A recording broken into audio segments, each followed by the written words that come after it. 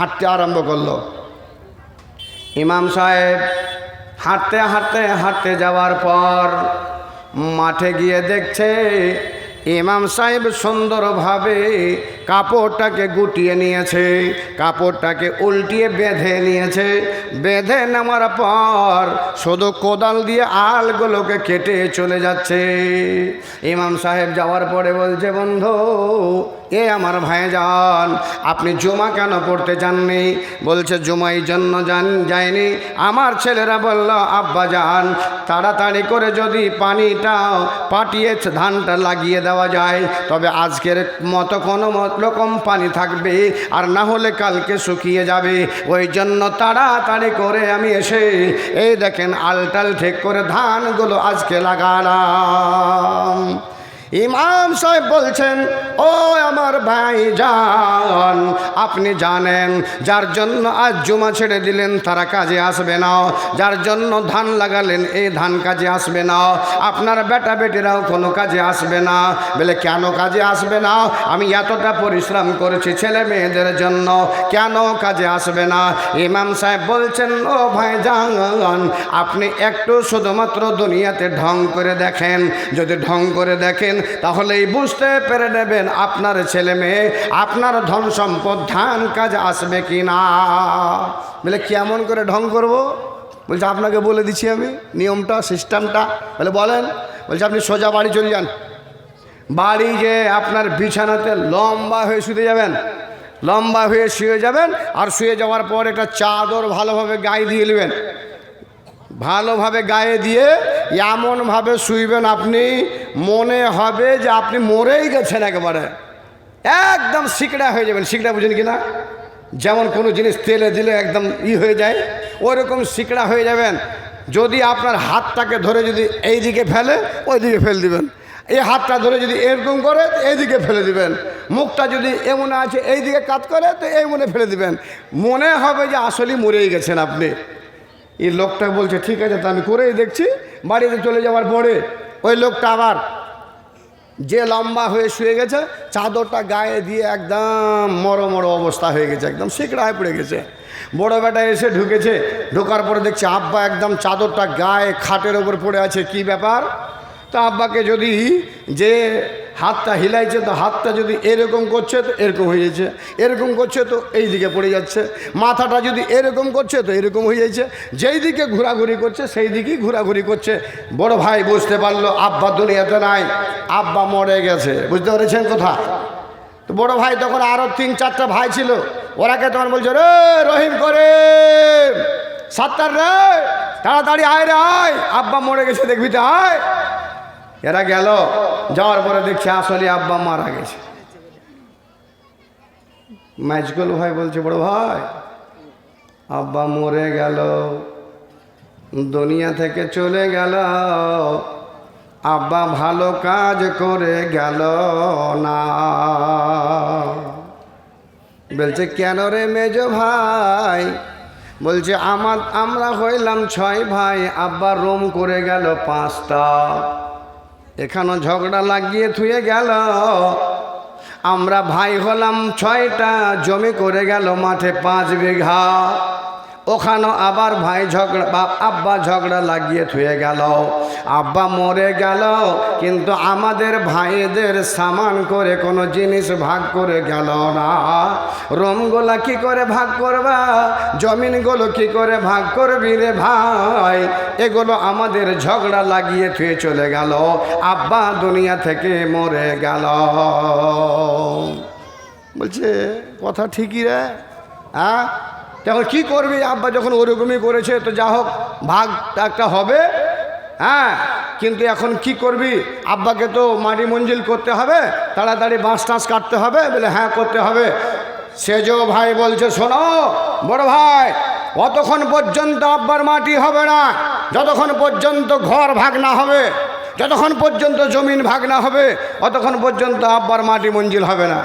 বলে তাই নাকি? বলে হ্যাঁ তো কর তাহলে। তো সেজো ভাইটা বলছে আগে ঘর ভাগ করো। ঘর যখন ভাগ করতে গেছে তো মরেছে যে বড় ভাইয়ের ঘরের ভিতরে আব্বা মরেছে। বুঝতে পেরেছেন কথা? বড় ভাই যে রুমে থাকে ওই রুমেই মারা গেছে। সেজ ভাই বলছে বড় ভাই তাহলে একদিক থেকে ভাগ করা হোক, যেই রুমে আব্বা মরেছে ওই তোমার রুমে আব্বা মরেছে, ওইটাই তোমার রুম থাকলো। মেজো ভাই তারপরেরটা, সেজ ভাই তারপরেরটা, সবাই কিন্তু মানছে। ছোট ভাই যেটা 6 নম্বর করছে আমার রুমটা কি হবে, কইছে ওটাই তো ঝগড়া লাগিয়ে গেছে রে, তুই ছোট ভাই, পরবর্তী তোর রুমটা আমরা বানিয়ে দিব, তুই চুপ করে থাক, তোকে থাকার জন্য বারান্দা দিব।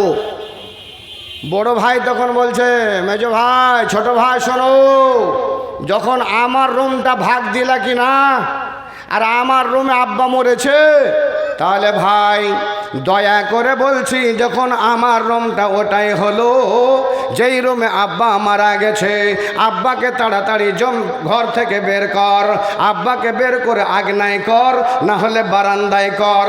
আর যদি 2 ঘন্টা থাকে আমার ঘরটা সেন হয়ে যাবে, আমার ঘরটা গলিয়ে যাবে, আমার ঘরটাই থাকা যাবে না, তাড়াতাড়ি করে আব্বাকে বের করে দাও আমার ঘর থেকে। আল্লাহু আকবার। আব্বা তখন চিৎকার মেরে উঠেছে, ওরে বেটারা, আমি মরে যাইনি, আমি শুধু ঢং করেছি। ওরে বেটা, তোরা আমার জন্য কি করেছিস দেখা যা। এরা তখন হতভম্ব হয়ে যায়, রে বাবা আব্বা তো মরেনি, হ্যাঁ তা আব্বা ঢং করেছিল খালি আমাকে কীর্তিকলাপ দেখার জন্য। বলছে ওই বাড়া সব কি বেটা বাড়ি থেকে একটা কথা বলো, মরেনি তার আগে আমাকে ঘর থেকে বের করে ফেলেছিলে তোমরা, আর তোমার কারণে জুমা ছেড়ে দিয়ে আমি গেছি ধান লাগাতে, বাড়াও তোমরা সব আমার বাড়ি থেকে, একটা করে রাখবো না। ভাইজান এই হলো মোহাব্বত। জি এগুলা মোহাব্বত কোনো কাজে আসবে না। আল্লাহ রাব্বুল আলামিনের নবী হযরত মুহাম্মদুর রাসূলুল্লাহ সাল্লাল্লাহু আলাইহি ওয়াসাল্লাম বলছেন, লা ইউমিনু আহাদুকুম হাত্তা আকুনা আহাব্বা ইলাইহি মিন ওয়ালিদিহি ওয়া ওয়ালাদিহি ওয়ান নাসি আজমাইন। এই আমার উম্মতের দল, অতক্ষণ পর্যন্ত তোমরা পাক্কা মুসলমান হতে পারো না, অতক্ষণ পর্যন্ত তোমরা পাক্কা ইমানদার হতে পারবে না, যতক্ষণ পর্যন্ত তোমাদের সন্তান সন্ততি থেকে, তোমাদের মাল ধন থেকে, যতক্ষণ পর্যন্ত তুমি আমাকে, যতক্ষণ পর্যন্ত আমাকে ভালো না বাসবে, আমার সাথে ভালোবাসা না হবে, ততক্ষণ পর্যন্ত তোমরা পাক্কা ইমানদার হতে পারবে না। তাহলে আগে আমাকে ভালোবাসো, তারপরে তোমাদের সন্তান সন্ততিকে ভালোবাসো, তারপরে তোমাদের ছেলে মেয়েকে ভালোবাসো, ধন দৌলতকে ভালোবাসো। যদি আমার সাথে মহব্বত না হয়, আর এদের সাথে যদি মহব্বত হয়ে তোমরা তাকে ভালোবাসা করে যদি ফেঁসে যাও, তাহলে জেনে নিতে হবে তোমরা ঈমানদার হতে পারবে না। অন্য জায়গাতে মহান আল্লাহ রাব্বুল আলামিন আরো বলছেন, কুল ইন কুনতুম তুহিব্বুনাল্লাহ ফাত্তাবিউনি ইউহিব্বুকুমুল্লাহ ইয়াগফির লাকুম যুনুবাকুম ওয়া ইয়াগফির লাকুম যুনুবাকুম ওয়াল্লাহু গফুরুর রহিম। হে নবী মুহাম্মদুর রাসূলুল্লাহ সাল্লাল্লাহু আলাইহি ওয়াসাল্লাম, আপনি বলে দিন আমার বান্দাদেরকে, তারা যদি আল্লাহর সাথে মহাব্বত রাখতে চায়, ভালোবাসা রাখতে চায়, তাহলে সে যেন আপনার আনুগত্য করে, আপনাকে যেন ভালোবাসে। আপনার ভালোবাসা যদি আপনার সাথে ভালোবাসা যদি আমার বান্দাদের হয়, তাহলে নিশ্চয় আমার সাথে ভালোবাসা হবে।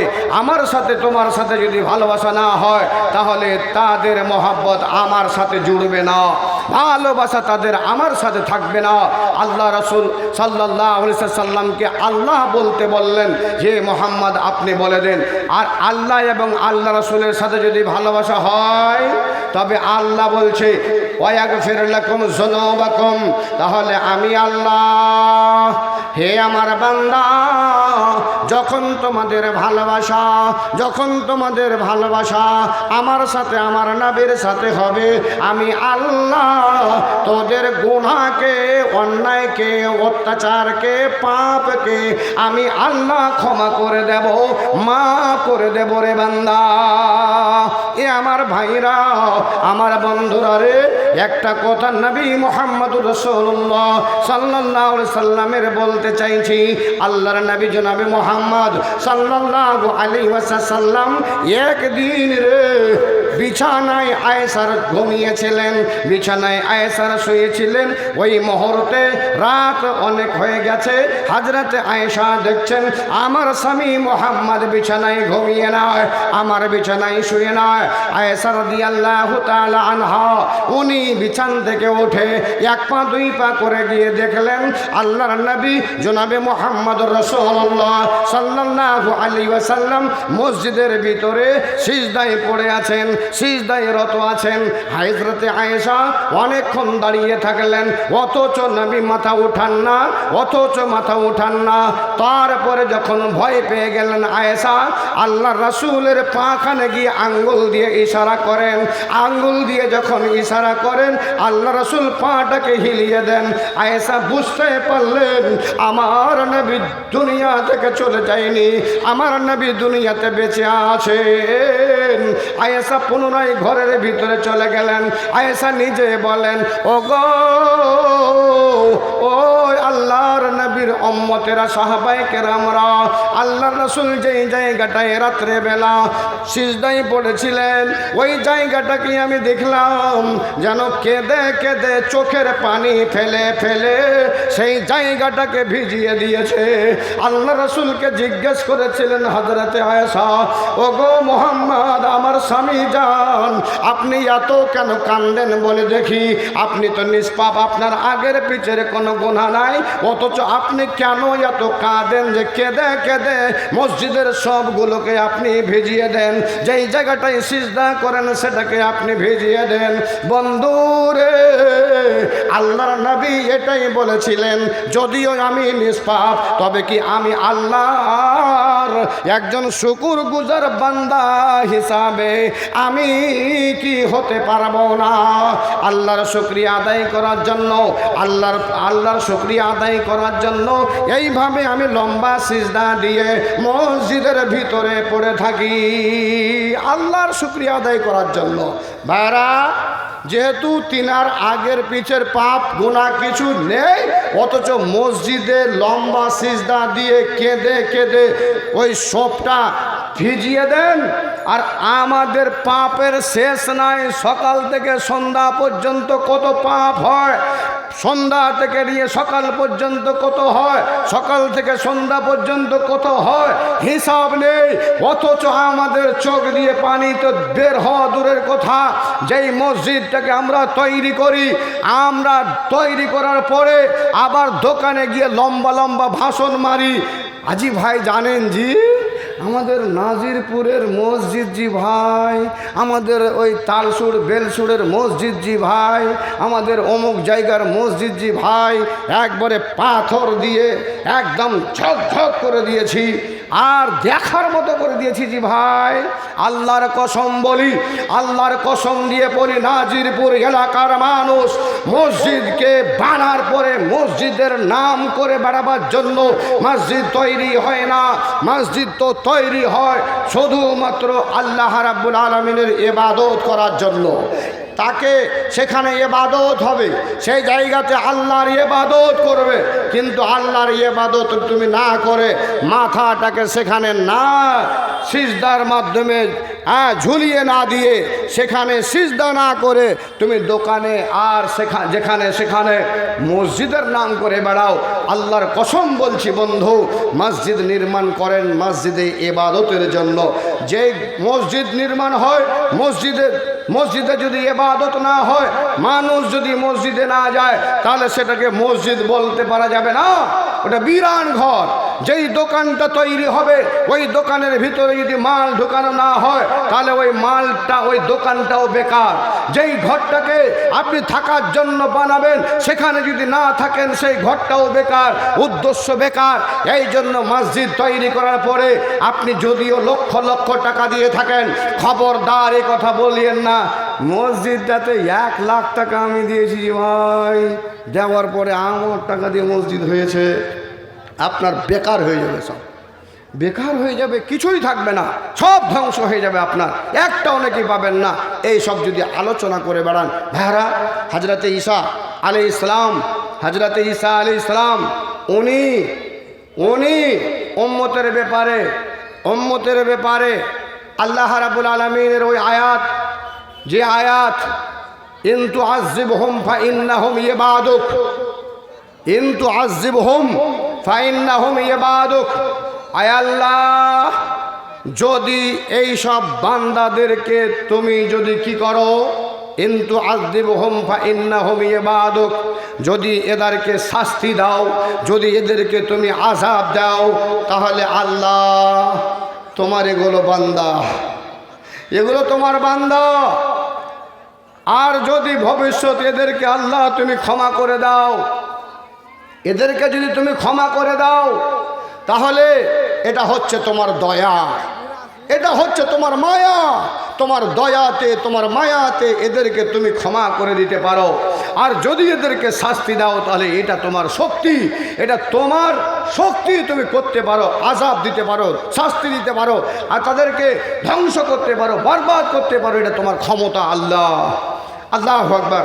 এই কথাটা শোনার পর আল্লাহর নবী জনাবে মুহাম্মদুর রাসূলুল্লাহ সাল্লাল্লাহু আলাইহি ওয়াসাল্লাম দুই হাত দুখনকে তুলে দিয়ে, দুটো হাতকে আল্লাহর দরবারে তুলে দিয়ে বলতে আরম্ভ করে দিলেন, আল্লাহুম্মা উম্মতি, আল্লাহুম্মা উম্মতি, আল্লাহুম্মা উম্মতি। আয় আল্লাহ, আয় আল্লাহ, আমার উম্মতের কি হবে, আমার উম্মতের কি হবে, আমার উম্মতের কি হবে। এ কথা বলতে বলতে ফাবাকা, আল্লাহ রাসূল কাঁদতে আরম্ভ করে দিলেন। রে যুবক, চোখ দিয়ে ঝরঝর করে পানি নেমে চলে যায়, চোখ দিয়ে ঝরঝর করে পানি পড়ে চলে যায়। হযরতে মুহাম্মদুর রাসূলুল্লাহ সাল্লাল্লাহু আলাইহি ওয়াসাল্লামের এ কান্দন দেখে মহান আল্লাহ জিবরাইলকে বললেন, জিবরাইল রে, এ জিবরাইল তাড়াতাড়ি মুহাম্মদের কাছে যাও, আর মুহাম্মদের কাছে গিয়ে তুমি বলো, তাকে জিজ্ঞেস করো, হে মুহাম্মদ আপনি কেন এত কান্না করেন, কিসের জন্য কান্না করেন। তখন জিজ্ঞেস করবে, জিজ্ঞেস করার পরে কি বলছে তাড়াতাড়ি করে এসে আমাকে বলো। আল্লাহ রাসূল যদি, আল্লাহ রাব্বুল আলামিন যদিও সব কিছু জানেন, মুহাম্মদের কথা জানেন, জিবরাইলকে পাঠাবে সব কিছু জানেন, অথচ রে হযরতে জিবরাইল আলাইহিস সালামকে বললেন তাড়াতাড়ি করে যাও আর মুহাম্মদকে জিজ্ঞেস করো। আল্লাহু আকবার। এই আমার ভাইয়েরা, বন্ধুরা, মায়েরা, এই উম্মতের জন্য আল্লাহ রাসূল সাল্লাল্লাহু আলাইহি সাল্লাম কত মায়া মহব্বত রাখতেন, কত ভালোবাসা রাখতেন, কত যে আদর করতেন এই উম্মতকে আল্লাহ ভালো জানেন, আল্লাহ ভালো জানেন। হযরতে জিবরাইল আল্লাহ রাসূলের কাছে এসে বললেন, হে মুহাম্মদ আপনি কেন এত কান্না করছেন, কিসের জন্য? আল্লাহ রাসূল বললেন, হায় হায় হায় হায়, আমি এই জন্য কাঁদছি রে, যে আমার এখনকার উম্মতের অবস্থা, আমি বেঁচে থাকাকালীন খুব ভালো আছে, কিন্তু আমি মরে যাওয়ার পর এরা আমার অনুসরণ করবে না, এরা হাদিসের ওপরে চলবে না, নিজের মন গড়া এরা কানুন বানাবে, নিজের মন গড়া কানুনের ওপরে এরা চলবে। তখন এদের কি দশা হবে, এদের কি উপায় হবে, কিয়ামতের ময়দানে এদের কি উপায় হবে? আমার ভাইয়েরা রে, এ আমার মায়েরা, তার কারণে রে জিবরিল আমি এদের ভবিষ্যতের জন্য কান্না করছি। আল্লাহ তাবারক ওয়া তাআলার ফেরেশতা হযরত জিবরাইল ফিরে চলে গেলেন, আল্লাহকে বললেন, আল্লাহ, আয় আল্লাহ, ওর উম্মতের জন্য কান্না করতেছে, ওর উম্মতের জন্য কান্না করতেছে। হযরত জিবরাইলকে আল্লাহ বললেন, জিবরাইল রে, আবার গিয়ে তুমি মুহাম্মদের কাছে পৌঁছে যাও, আর গিয়ে বলো গা যে তোমার উম্মতের ব্যাপারে আল্লাহ খুব তাড়াতাড়ি সুসংবাদ জানাবে।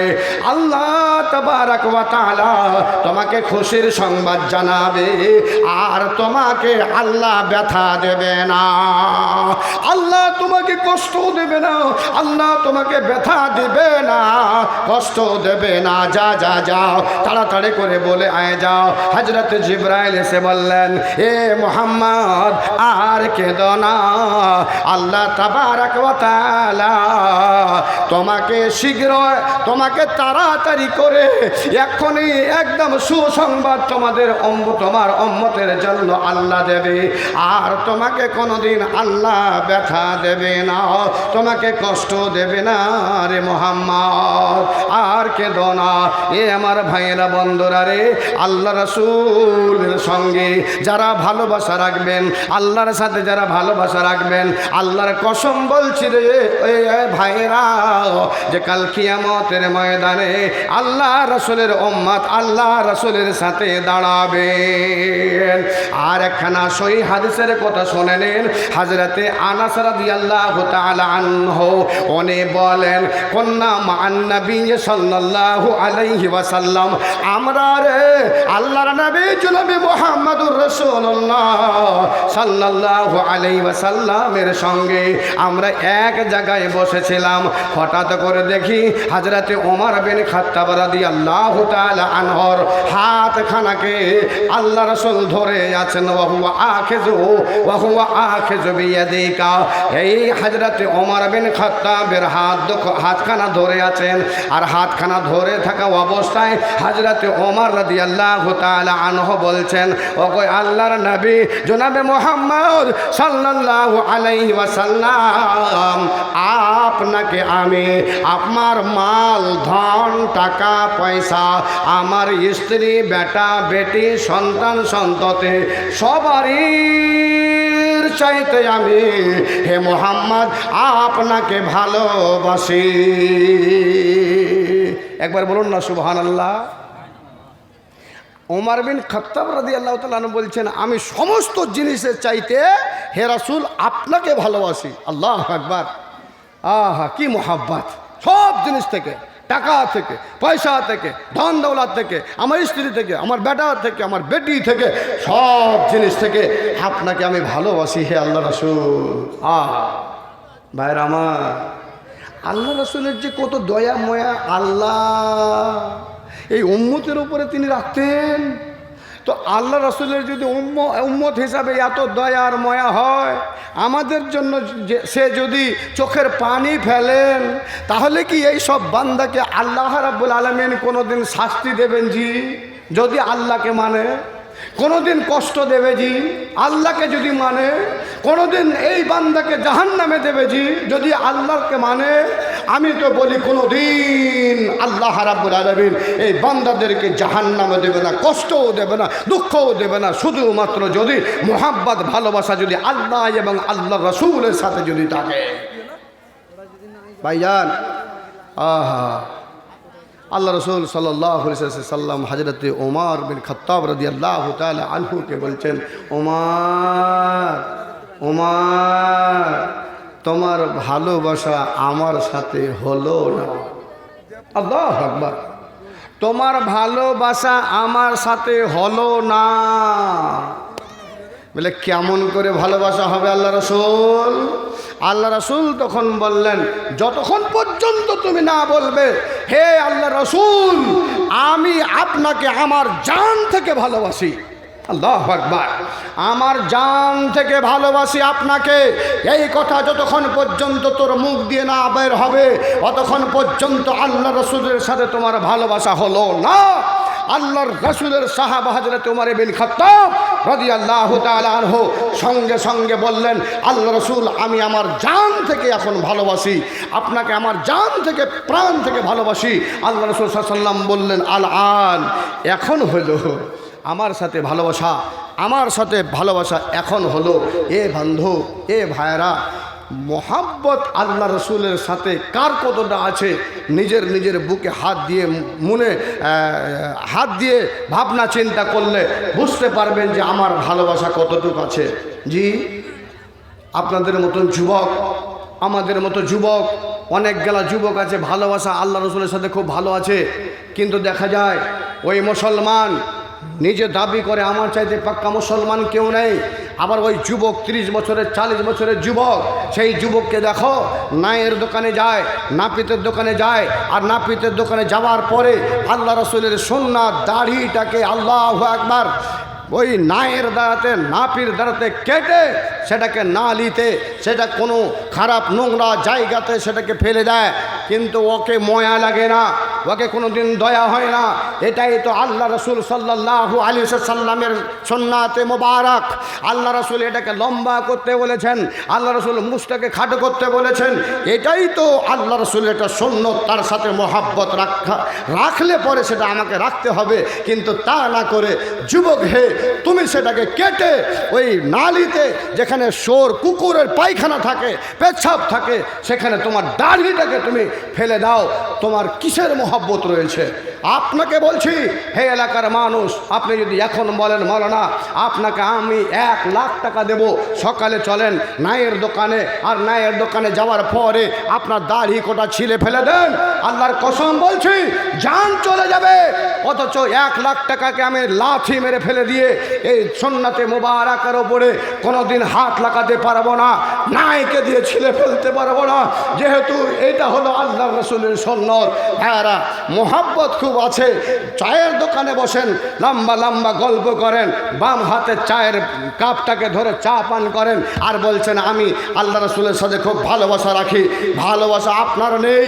এ মেয়ের দল, এ আমার ভাইয়ের দল, এ আমার এলাকার ভাইয়েরা বন্ধুরা, আপনাদের বলতে বড় কষ্ট হয়, আমাদের ওই এলাকায় ওরকম অনেক মুসলমান আছে যেই সব মুসলমানরা আল্লাহ রসুলের কথা বলতে গেলে ওর মনটা খারাপ লাগে। আজান হলে ও মানে আজানে বাধা দেয়, ওকে খারাপ লাগে। নামাজ পড়তে গেলে বলে মোল্লাজি তোমার কাজ তুমি করো, আমার কাজ আমাকে করতে দাও। এরকম লোক অনেক আছে।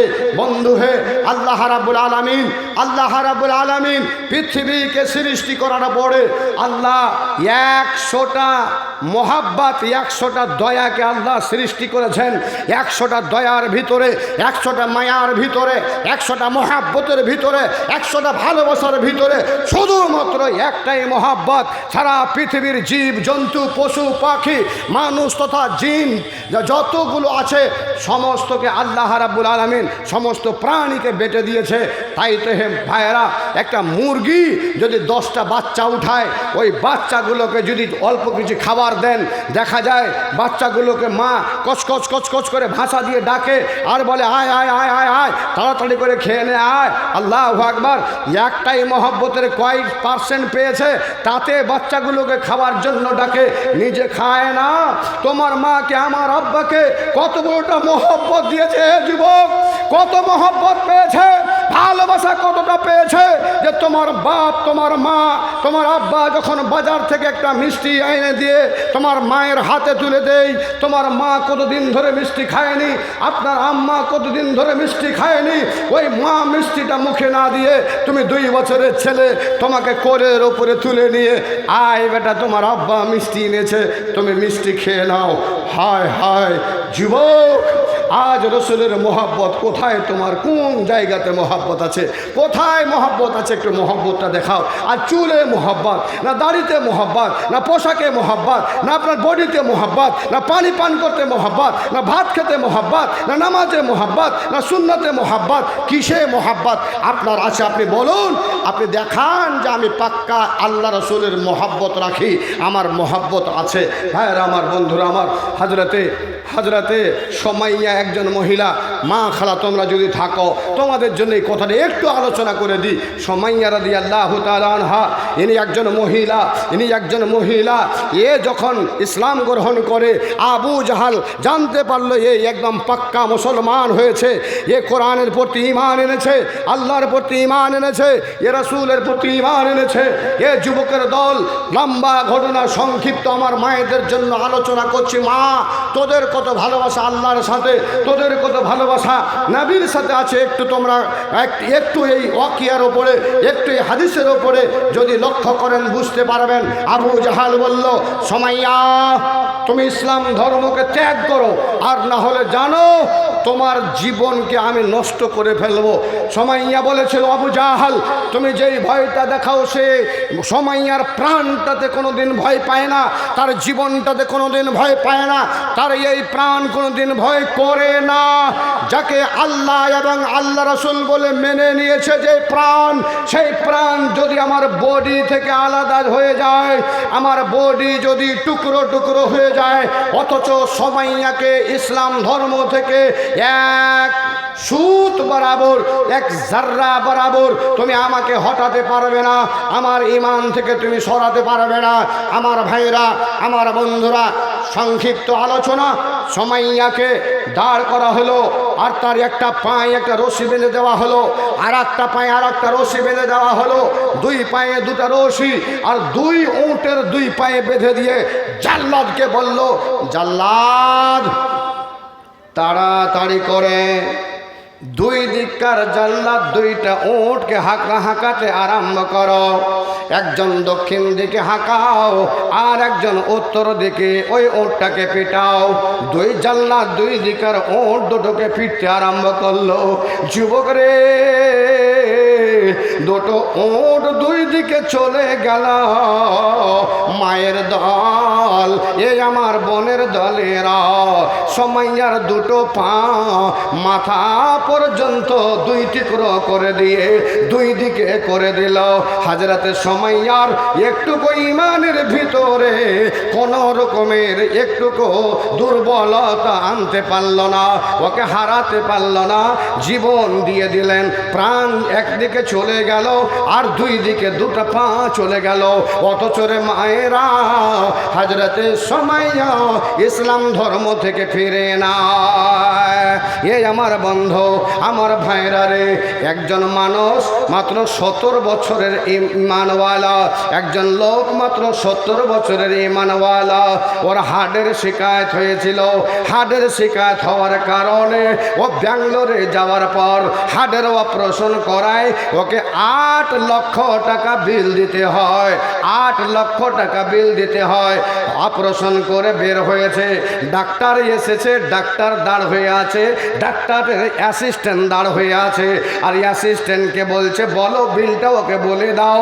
যখন বিলটা বলেছে, ওগো এ 70 বছরের মানুষ, তোমার অপারেশনের বিল, হার্ট অপারেশনের বিল তোমার 8 লাখ টাকা এসেছে। যখনই এই কথা শোনা, ওই মানুষটার চোখ দিয়ে বন্ধু ঝরঝর ঝরঝর করে পানি নামতে আরম্ভ করেছে। পানি যখন নামতে আরম্ভ করেছে, ডাক্তার সাহেব ওর কান্দা দেখে বলছে, এ বাবাজি কেন তুমি কাঁদতে লাগলে? বিল দেখে তুমি ভয় পাইছ? যদি 8 লাখ টাকা দিতে না পারো, তাহলে তুমি 6 লাখ টাকায় দাও না কেন? তবে তুমি কাঁদছো কেন বলো? তুমি কি গরিব মানুষ? তোমার কাছে টাকা পয়সা নাই?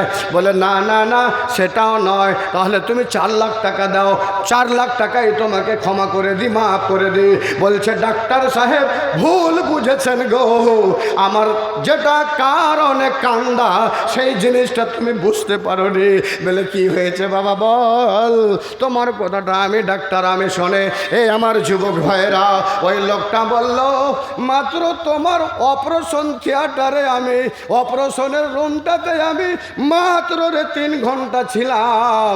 3 ঘন্টার পরে তুমি আমাকে বের করেছো, আর 3 ঘন্টার পরে বের করে এনে আমাকে বলছো, ওগো ব্যক্তি আমার ভাই, তোমার 8 লাখ টাকা বিল হলো। আমার জানো 70 বছর বয়স হয়ে গেল, আমার 70 বছর বয়স হয়ে গেল। 3 ঘন্টা মাইনাস করে দিলে আমার যতটা সময় আরো আগে বেঁচে গেছে, যতটা সময় আমি পেয়েছি, এ সময়টুকুনটাতে আল্লাহ রাব্বুল আলামিন 70 বছর পর্যন্ত যেই গুরদার, যেই দিলটার তুমি অপারেশন করেছো, ওটার হেফাজত 3 ঘন্টা করে 8 লাখ টাকা বিল। আর আমার 70 বছর ধরে আমার আল্লাহ আমার অপারেশন করেনি, কিন্তু আমার দিলটার, অন্তরটার, আমার এই গুরদাটার আমার হেফাজত করেছে। মহান আল্লাহ রাব্বুল আলামিন আমাকে একদিনও একটা টাকা বিল পাঠায় না। আমি এই জন্য কাঁদছি রে, 3 ঘন্টায় যদি 8 লাখ টাকা বিল হয়, তাহলে আমার আল্লাহর 70 বছরে আমার এই দিলটাকে, আমার এই গুর্দাটাকে ভালোবাসার হেফাজতে রাখার কারণে আল্লাহর কতটা বিল হয়েছে। এই জন্য আমি কান্না করছি। আমি তোমার 8 লাখ টাকার ভয়ে কান্দি না, আমি তোমাকে 10 লাখ টাকা দিতে পারবো, অতটা ক্ষমতা আমার আছে। আমি মানব হইয়া জন্মল দিয়া আমি সমাজের করিলাম কি রে। আমার বাল্যকাল গেল খেলিতে ধুলিতে, আমার জওয়ানি গেল রঙের রসে।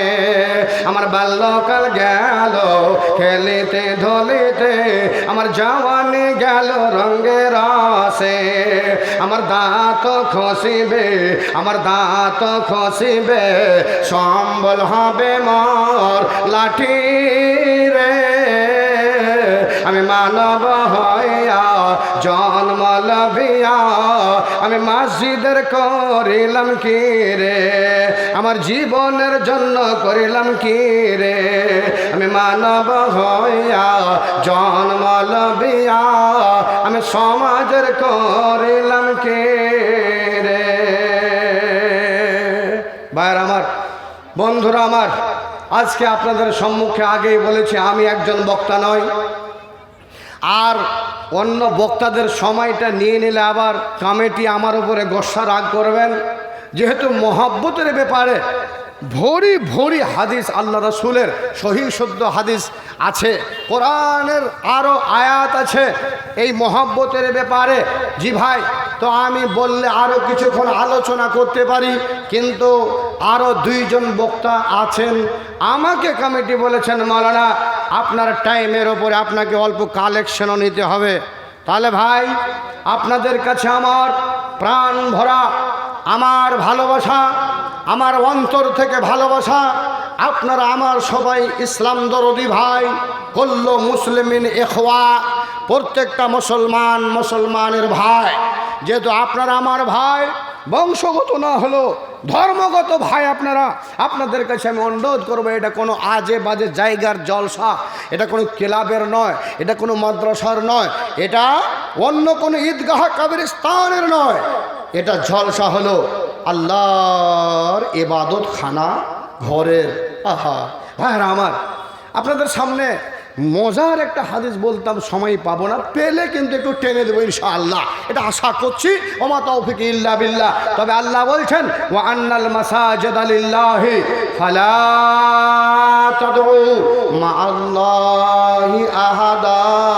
আল্লাহ বলেন বান্দা, মসজিদের ঘরগুলো একটাই নাজিরপুরের মসজিদ নয়, খেড়ের মসজিদটা তাও আল্লাহর ঘর, পাকা মসজিদটা আল্লাহর ঘর, দেওয়ালের মসজিদটা আল্লাহর ঘর, টিনের মসজিদটা আল্লাহর ঘর।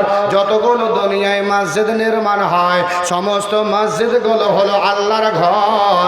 ফালা তাদউ মা আল্লাহি আহাদা। হে আমার বান্দা বান্দিরা, মসজিদের ভিতরে ঢোকে কোনো লোককে তুমি ডাকবে না, শুধুমাত্র ডাকবে আল্লাহকে ডাকবে। আল্লাহ ছাড়া মসজিদের ভিতরে কাউকে ডাকা যাবে না। আমার দয়ার নবী পবিত্র সুবহানে করিয়াছেন ঘোষণা। আমার দয়ার নবী পবিত্র সুবহানে করিয়াছেন ঘোষণা। ও সন্তানেরা, তোমরা কেন বুঝো না, তোমরা কেন বুঝো না। কাবার চাইতে, কাবার চাইতে বড় কাবা তোমার বাবা মা। কাবার চাইতে বড় কাবা তোমার বাবা মা। ও সন্তানেরা, ও সন্তানেরা, তোমরা কেন বোঝো না। নিজে না খেয়ে, নিজে না খেয়ে খাওয়াইয়াছিল তোমার বাবা মা। কাবার চাইতে বড় কাবা তোমার বাবা মা। মসজিদের জন্য একজন 10,000 টাকা, একজন 5,000 টাকা, একজন 3,000 টাকা, একজন 2,000 টাকা, একজন 1,000 টাকা। এই 5টা লোককে আমি চাইছি, আমার হাতে যেটা এসছে এটা 500 টাকা লোট। রামজান আলী অর্জুনা থেকে মানে এই গ্রামের উনি নন, এই জন্য 500 টাকা উনি মসজিদের জন্য দান করেছেন। আমার ভাইজান, আপনাদের কাছে আমার অনুরোধ হবে, এই গ্রামের মানুষ একজন 10,000 টাকা নিয়ে এসে হাজির করুন, একজন 5,000, একজন 3,000, একজন 2,000, একজন 1,000 টাকা দিন। কি আছেন আল্লাহর বান্দা? ভাই আমি আগেই বলেছি, আপনাদেরকে আমি হেদায়েত করার জন্য আসিনি, আল্লাহ আপনাদের হেদায়েত করবে, কিন্তু মসজিদ বানাবেন আপনারা, মসজিদ নামাজ পড়বেন আপনারা, মসজিদের দানগুলো মোটা মোটা করে অবশ্যই আপনারা দেন। আল্লাহর মোহাব্বত আপনাদের সাথে ইনশাআল্লাহ হবে, ভালোবাসা হবে। এই ভালোবাসাকে টিকিয়ে রাখার জন্য মসজিদ বানাবার জন্য 10,000 টাকা, 5,000 টাকা, 2,000 টাকা, 3,000 টাকা, 1,000 করে টাকা আল্লাহর ওয়াস্তে খুব চট করে আমার হাতে দেন। তারপরে ইনশাআল্লাহ দ্বিতীয় বক্তা আপনাদের মাঝে আসবে। মা খালা বোনদেরকে বলবো, এই এলাকাতে আমি যত জালসা করেছি মসজিদ পারপাসে, মায়ের আমার হাতের, কানের, নাকের, হ্যাঁ গলার অনেকটা জিনিস মায়েরা আমার দান করে। আজকেও ইনশাআল্লাহ মায়েদের কাছ থেকে আমি আশা করছি কিছু পাবো। তাহলে 10,000 টাকা কোন বান্দা দেবেন ইনশাআল্লাহ? বলুন তাড়াতাড়ি ভাইজান, তাড়াতাড়ি বলুন। 10,000 টাকা কে দেবেন? আর 5,000 কে দেবেন? 3,000 কে দেবেন? 2,000 কে দেবেন? 1,000 কে দেবেন? অ্যাট ফার্স্ট প্রথমত যেই ভাই আমার 5,000 টাকা দান করবেন এই মসজিদের জন্য, ওনার জন্য আমি আল্লাহর কাছে একটু আরাধনা করব, প্রাণ খুলে একটু দোয়া করব যে আমার ভাই আমার হাতে আল্লাহ এবং আল্লাহ রসুলকে ভালোবাসা রেখে তিনি 5,000 টাকা মসজিদ দান করলেন। তাড়াতাড়ি করুন ভাই, সময় আমার ঘনিয়ে এসছে, খুব তাড়াতাড়ি করে হয়তো 5 মিনিটে একটু কোনো ভাইয়ের নিয়ে নেব, আর নিয়ে তখন ইনশাআল্লাহ আমি তখন আগিয়ে যাব। দেরি না করে মনে যেটা চাইছে আপনারা বলবেন মাওলানা 500 টাকা চাননি, তার লেগে 500 টাকা দিই না, এটা কথা নয়। আপনাদের কাছে সবই নিব, 10 টাকা, 20 টাকা, 100 টাকা, 500 টাকা, 200 টাকা সব নেওয়া যাবে, কিন্তু মসজিদের জন্য আমি একটা 10,000 টাকা আর একটা চেয়েছি 5,000 টাকা। আসুন আল্লাহর বান্দা, এলাকার আছেন, গ্রামের আছেন, জি, আর মসজিদের সেক্রেটারি আছেন, মসজিদের প্রেসিডেন্ট আছেন, মসজিদের কেশিয়ার আছেন। আমি ওই ভাইয়েরাকে বলবো যে মাদ্রাসার মসজিদের যে কেশিয়ার, প্রেসিডেন্ট, সেক্রেটারি আছেন, আপনি একটু আমার সাথে দেখা করবেন। আজকে মুখটা দেখলে আমার মনে থাকবে যে নাজিরপুরের সেক্রেটারি, প্রেসিডেন্ট, কেশিয়ারকে আমি দেখে এসেছি। আসুন, কে কোথায় আছেন? মসজিদের প্রেসিডেন্ট, মসজিদের কেশিয়ার, মসজিদের সেক্রেটারি, আপনারা আসুন। গ্রামের কমিটির লোক আসুন, সামনে থেকে ভাইয়েরা 10 জন 500 করে টাকা তাড়াতাড়ি ফেলেন। 10 জন যারা বাইরে থেকে এসেছেন, গ্রামের লোক বসে আছেন, সবাই একটু 500 করে টাকা ফেলুন আল্লাহর ভরসে এই মসজিদের জন্য। আল্লাহর কাছে দোয়া করবো, হে আল্লাহ তোমার বান্দারা এই মসজিদের জন্য সবাই এসছে, মসজিদের জন্য হাত বাড়িয়েছে। জি ভাইজান, আপনারা জানেন মসজিদ যেমনই হোক, যেমনই নির্মাণ করেন, আল্লাহ রাব্বুল আলামিন আপনার জন্য একটা জান্নাতে ঘর তৈরি করবে। সেই ঘরটার একটা ইটের দাম সারা পৃথিবীকে বিক্রি করে হবে না, একটা ইট নিতে পারবেন না। আল্লাহু আকবার।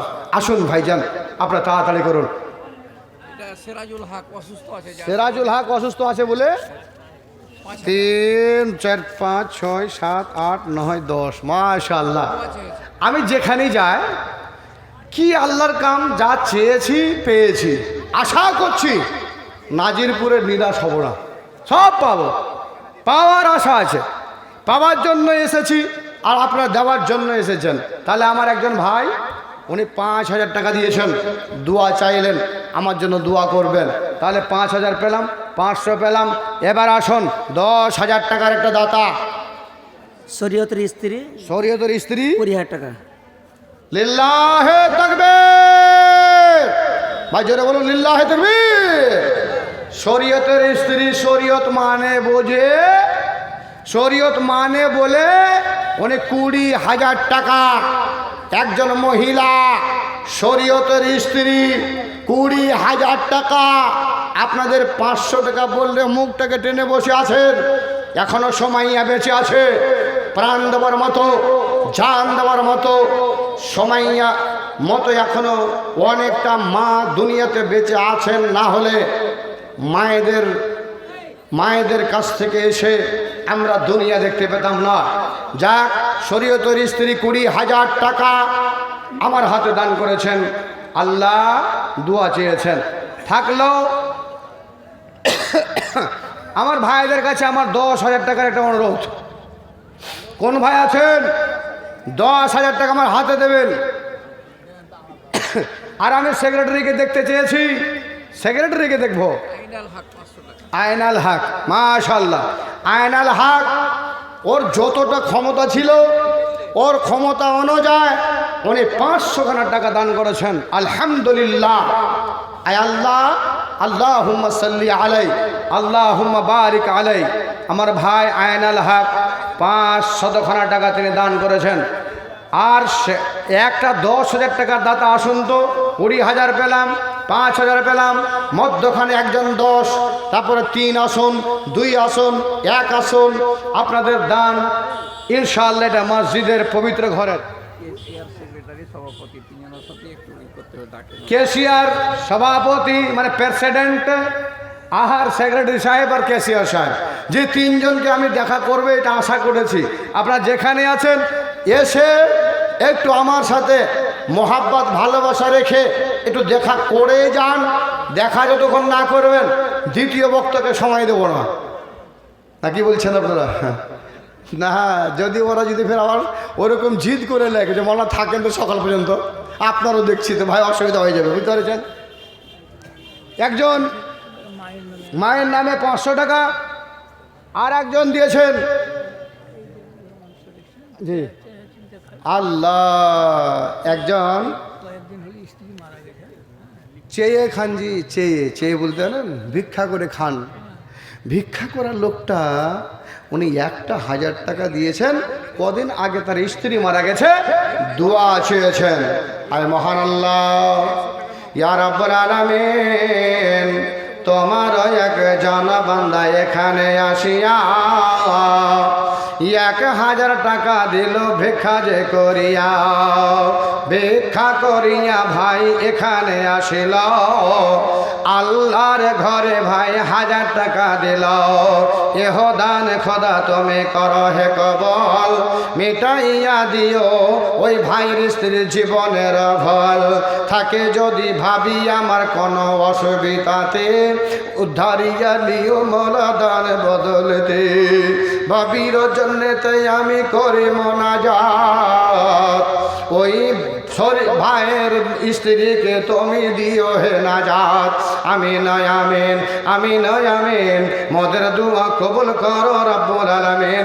আমিন আল্লাহুম্মা আমিন। জিয়াউল হকের স্ত্রী, আহা, জিয়াউলের স্ত্রী আবার এ কথা জানো ছিল, বাঘের মতো অহংকার দিয়ে এখানেতে এলো। 400 নগদ আর 600 বাকি, এটাও দিয়ে দিবে বন, এটাই আশা রাখি। মসজিদেতে দিল বন 1000 টাকা, বনের প্রতি খোদা তুমি হয়ে যাও শাখা। আরো একজন বন এখানেতে ছিল, শরীয়তুল্লাহর স্ত্রী বলে ঘোষণা যে হলো। 20,000 টাকা বন দিল মসজিদেতে, উদ্ধারিয়া নিও খোদা বেমার আজার হতে। বনের জন্য আমি করি মোনাজাত, বনকে দিও আল্লাহ তুমি হে নাজাত।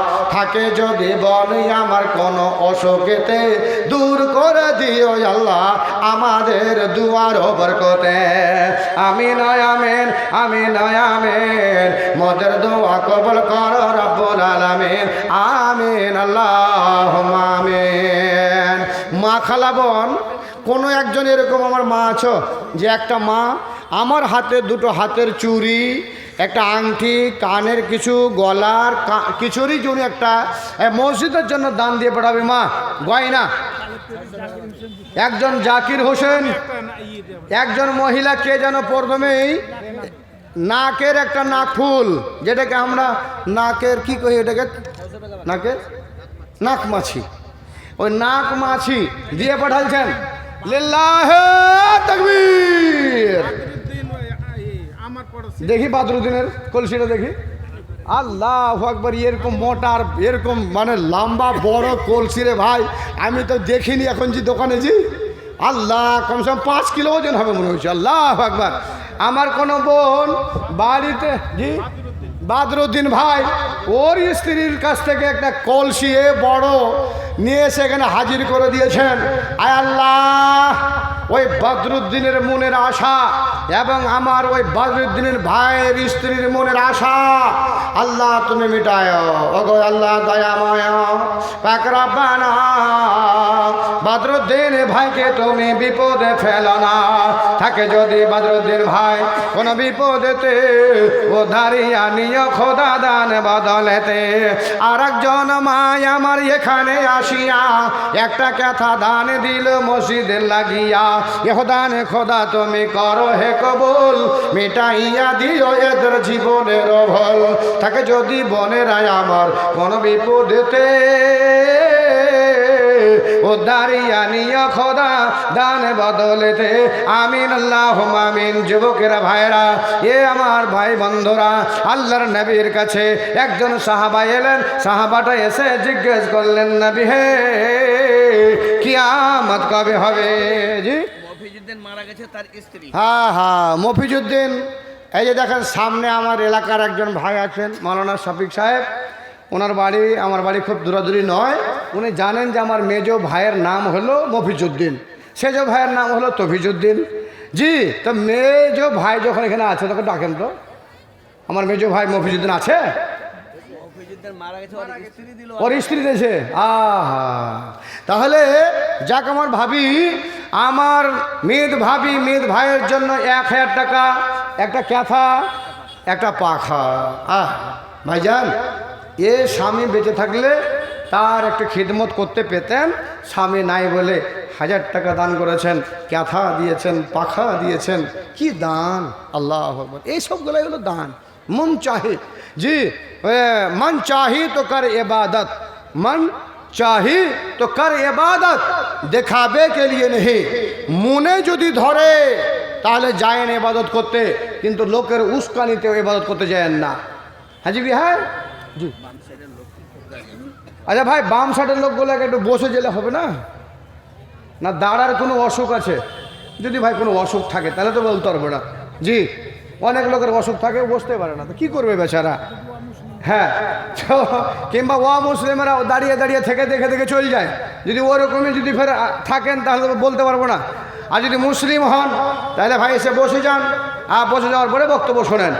আর আমার সেক্রেটারি ক্যাশিয়ার প্রেসিডেন্ট মানে সভাপতি আপনারা আছেন জি, থাকলে পরে তাড়াতাড়ি আসুন, আপনাদের সাথে আমার একটু সাক্ষাৎ হয়ে যাক। আর সাক্ষাৎ হলেই ইনশাআল্লাহ আমি এখান থেকে চলে যাব। ভাইজান একটা 2000 টাকা পাবো না? সেরাজুল হকের টাকা আর হাতা করছেন, আর ওর ছেলেটা তো কলসি দিয়েছে। আচ্ছা, ওর ছেলেটা কলসি দিয়েছে, আর ফের দুখান চামচ, তার সাথে 200 টাকা। এটা সেরাজুলের স্ত্রী নাকি? আল্লাহু আকবার। সেরাজুলের স্ত্রী, আল্লাহ জান্নাতে লাগিয়ে দিও তাদের সাথে আল্লাহ তুমি মিস্ত্রি। ও গো আল্লাহ দয়াময় পাক রব্বানা, মিটাইয়া দিও তার মনের বাসনা। 2খানা হাতা চামচ দিল এই মাদ্রাসা মসজিদেতে দান অনুপতে তিনি নাকি জানা পান। আরো বোন দিল 200 টাকা, বোনের প্রতি খোদা তুমি হয়ে যেও শাখা। কিয়ামতের দিনে খোদা করিয়ে দিও দেখা।